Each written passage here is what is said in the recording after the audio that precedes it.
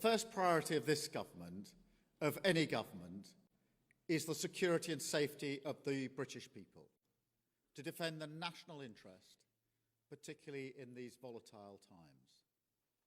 That's why last week I announced the biggest sustained increase in defence spending since the Cold War. That's also why I met President Trump last week, to strengthen our relationship with America, and indispensable partners in defence and security. And it's why this weekend I've been hosting European leaders here in London to work together for the security of the United Kingdom, Ukraine, and Europe as a whole. Through my discussions over recent days, we've agreed that the UK, France, and others will work with Ukraine on a plan to stop the fighting. Then we'll discuss that plan with the United States and take it forward together. The purpose of today's meeting was to unite our partners around this effort, to strengthen Ukraine and to support a just and enduring peace for the good of all of us. Our starting point must be to put Ukraine in the strongest possible position now, so that they can negotiate from a position of strength, and we are doubling down in our support. Yesterday evening, the UK signed a £2.2 billion loan to provide more military aid to Ukraine, backed not by the British taxpayer, but by the profits from frozen Russian assets.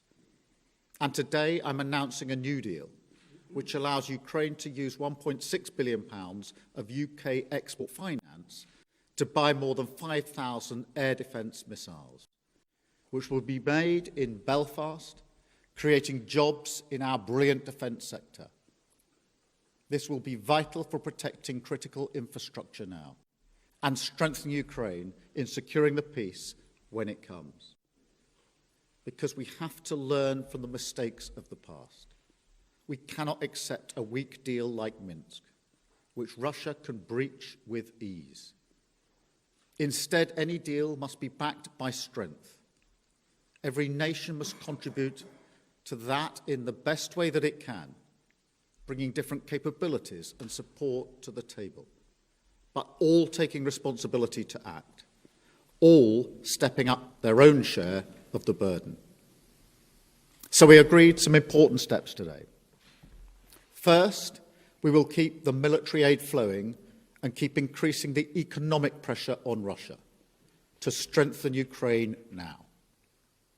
Second, we agreed that any lasting peace must ensure Ukraine's sovereignty and security, and Ukraine must be at the table. Third, in the event of a peace deal, we will keep boosting Ukraine's own defensive capabilities to deter any future invasion. Fourth, we will go further to develop a coalition of the willing to defend a deal in Ukraine and to guarantee the peace. Not every nation will feel able to contribute, but that can't mean that we sit back. Instead, those willing will intensify planning now with real urgency.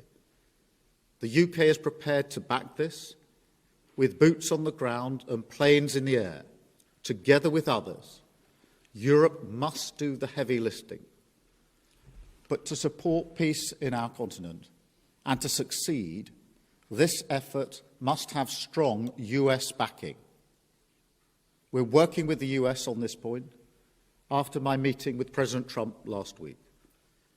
And let me be clear, we agree with the President on the urgent need for a durable peace. Now we need to deliver together.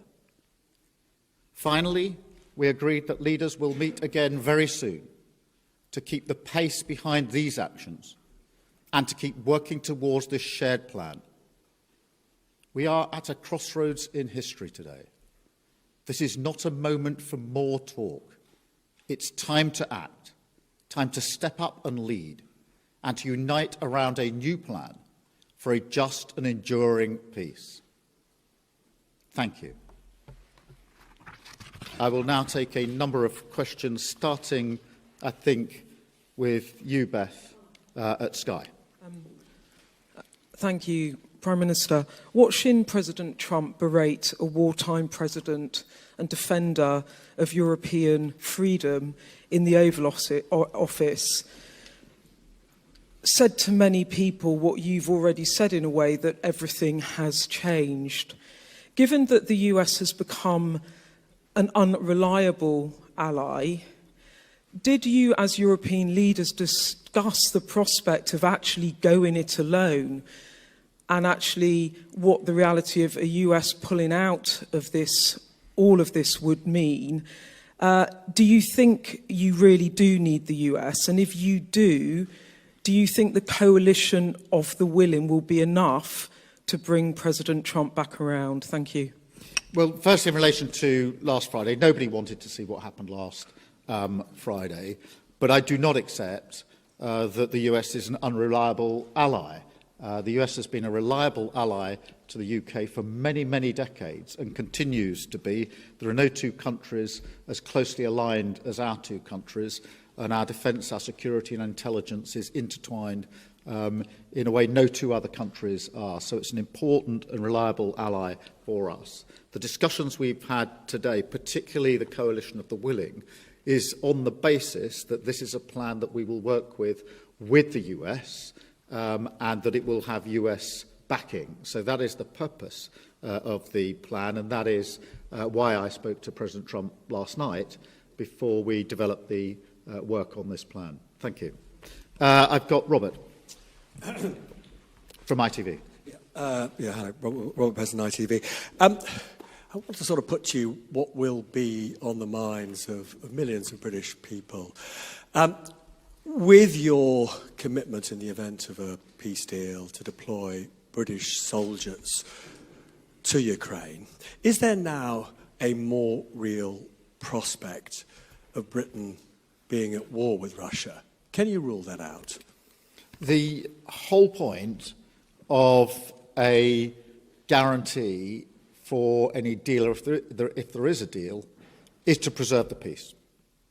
And if you want to preserve the peace, you have to be prepared to defend the peace. So the reason I've been forward-leaning on this is because I want to avoid conflict, because I do not want conflict in Ukraine, in Europe, and certainly not in the United Kingdom. I want stability in the United Kingdom. The way to ensure that stability is to ensure that we are able to defend a deal in Ukraine, because the one thing our history tells us is that if there is conflict in Europe, it will wash up on our shores. And already in the last 3 years, what's happened in Ukraine has had a massive impact on many working people back here in the United Kingdom, because their bills have gone up, their energy bills have gone up. There's been an instability in our economy caused by that conflict. So we are not unaffected by it. And of course, our own security and defence depends on the defence and security of Europe. So every step I am taking is in order to preserve peace, to avoid conflict, because the safety and security of the British people is my number one duty and responsibility, and I take it very seriously. Thank you. Chris at the BBC. Thank you, Prime Minister. Chris Mason, BBC News. After what happened the other night between Presidents Trump and Zelensky, do you feel a greater personal responsibility alongside President Macron and others for delivering a workable peace? And on the coalition of the willing, as you've described it today, are you persuading more people to join it? Thank you. On the question of responsibility, I do think the United Kingdom should step up and lead. We have done that historically as a nation, and we need to do it again. And that is why we're moving forward on this. On the coalition of the willing, yes, a number of countries have indicated today that they want to be part of the plan that we are developing. I'll leave them to make their own statements about exactly how they want to make that contribution. But we've been able to move that forward. I accept without criticism and with respect the position of other countries that may not feel that they want to contribute in that way. But I strongly feel that unless some move forward, we will stay in the position we're in and not be able to move forward. And therefore, it is a deliberate plan to ensure that we get some momentum and pace here. And it is intended to preserve the peace, and it's intended to ensure that we stay in lockstep with the United States, which is my strongly held belief the best way to preserve security and defence in Europe and security and defence in the United Kingdom. Any sense of how many join the coalition? Well, a number indicated today that they wanted to be part of the more forward-looking element. I will, rather than speak for them in terms of exactly how they'll make that known and what their contribution will be, I'll leave that to them. But I'm pleased that a number did indicate that they do think that this is a plan worth backing and that they want to play a part in it. And so we've made real progress today in the course of the last few hours. Thank you. Alex. Thank you, Prime Minister. Alex Wickham from Bloomberg. Bloomberg, I'm sorry. On your coalition of the willing, do you think it can be bolstered by countries that aren't just in Europe? Essentially, we've got Canada represented here today. Do you think you could get countries beyond Europe to join the coalition of the willing, essentially make it almost a transatlantic partnership? And also, in terms of your plan to present back to Donald Trump, how soon do you need to get that done? Is that something that really needs to happen very quickly in days? Thank you. On the countries beyond Europe, obviously we had Canada here, who've traditionally taken a forward-leaning role. They've been working very hard with us on issues like training, and they've been a reliable ally. And I'm encouraging of that because they are already deeply vested in Ukraine. As I say, they've worked on the training, amongst other things. Yes, on the question of the US, look, I spoke to President Trump last night. I'm not going to go through the details of that conversation, but I would not be taking this step down this road if I didn't think that it was something that would yield a positive outcome in terms of ensuring that we move together, Ukraine, Europe, the UK and the US, together towards a lasting peace. And so that's the way I've approached this in the last few days. Hugo, from the I News. Thank you, Prime Minister. Hugo Jai from the I Paper. Obviously, the other party that would need to sign up to any future peace deal is Russia. President Trump has said he wants to talk to Russia. You're coming up with a peace deal without Russia's involvement. What makes you think that Russia can be persuaded to sign up to this deal that's been agreed by its enemies? Well, in the end, a deal will have to involve Russia. Of course it will. But we can't approach this on the basis that Russia dictates the terms of any security guarantee before we've even got to a deal. Otherwise, we won't make any progress at all. It is, for a deal to be done, but if a deal is done, it has to be a deal that is then defended.